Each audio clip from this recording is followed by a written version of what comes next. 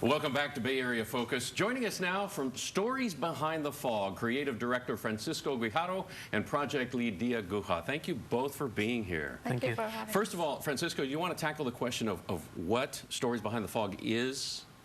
It's a platform where we are collecting stories of people that have been affected by homelessness in San Francisco and in the Bay Area. And this started 10 years ago, the concept came to you?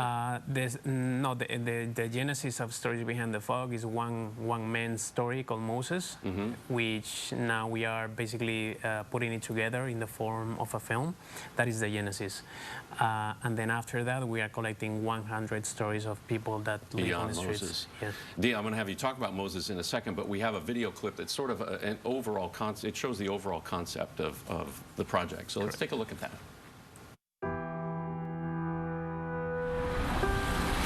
Do you know what the longest 2 feet in the world are? It's between your mind and your heart.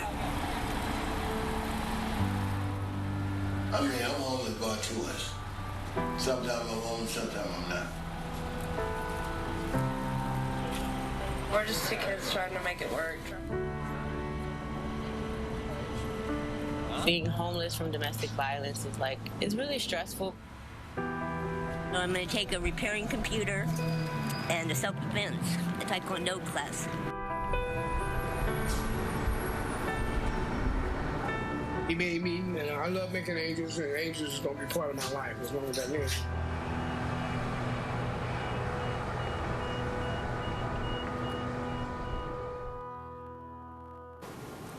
$7,000. And it may not be all, but Moses was the story that really started this all. Why don't you tell us about Moses? Moses started, the film we started making 10 years ago, where Fran was the director and he wrote a script, and he met this homeless man because he was trying to cast a real homeless man for his film. And what we realized through 10 years of filmmaking is that human interaction can go beyond miles and change somebody else's life, and especially break the barrier that we have towards homelessness. So Moses is the first story of Stories Behind the Fog, and Stories Behind the Fog was created because we want to break the single-minded view towards homelessness and through storytelling, which Moses is a story that we are telling. Well, behind the fog and behind that word homelessness, you're getting into these stories of people, because I think for a lot of people in San Francisco, they know there's a homelessness problem, but they may not, Francisco, they may not really see the faces, they may not know the stories. These people have real stories. That's what Moses' story, the film, and Stories Behind the Fog try to say, that beyond, we only see, or most of us see a label called homeless or homelessness, a cardboard sign, and we don't get to see what's behind that first perception. And if you talk to someone on the streets, you would find a story, a human story. And sometimes it's an unbelievable story, just like Moses's. Can you give us a little idea of what you found out about Moses? Moses is a person who spent 20 years on the same street corner, day by day, and we found out that he became the inspiration of many, many storytellers. So Moses inspired many artists to tell stories based on him. And behind that artistry, we found out that he was an amazing musician back in the 70s. I'm thinking it's not coincidence his name is Moses. No. If he's leading something here, you know, a biblical reference, obviously. But there are more stories than his, and there's also a book in the works, I understand. Yes, Stories Behind the Fog will be compiled in a book of 100 stories of people affected by homelessness. And what we realize is, like, people connect through stories, like humanize homelessness, because people often say, oh, he's homeless or she's homeless. No, homelessness is not an identity. It's an experience that one goes through, and it can happen to anybody. Well, I think a lot of people do want to help, but they don't know how. They don't know exactly what the right thing is to do. Do they give them cash? What if that goes for drugs or alcohol? Or I think people are caught, and then they don't do anything. They just kind of pass it by.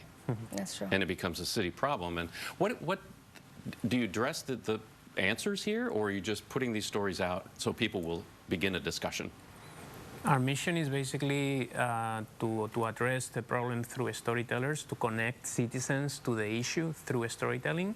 And also, once we present the stories on social media and in the book, we want other storytellers to come and find these stories. And if a storyteller is interested in a particular story, we can connect this storyteller or this artist with this homeless person to be able to amplify the story of the person who lives on the streets.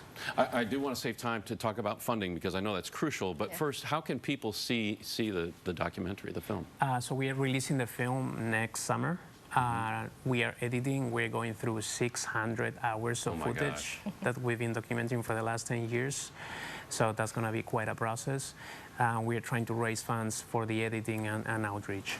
Okay, let's talk about funding. You've been self-funded so far? So far, yes. And we did do a Kickstarter in 2000, a couple of years ago, 4 or 5 years ago. But then the story took a different arc, and right now we are looking for funding to finish the film. It's very expensive.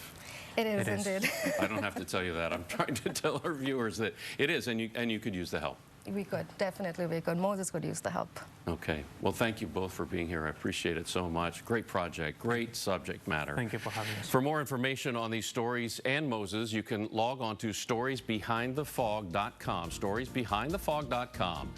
But that's it for our show this week. We will be back with more Bay Area Focus for you next week. See you then.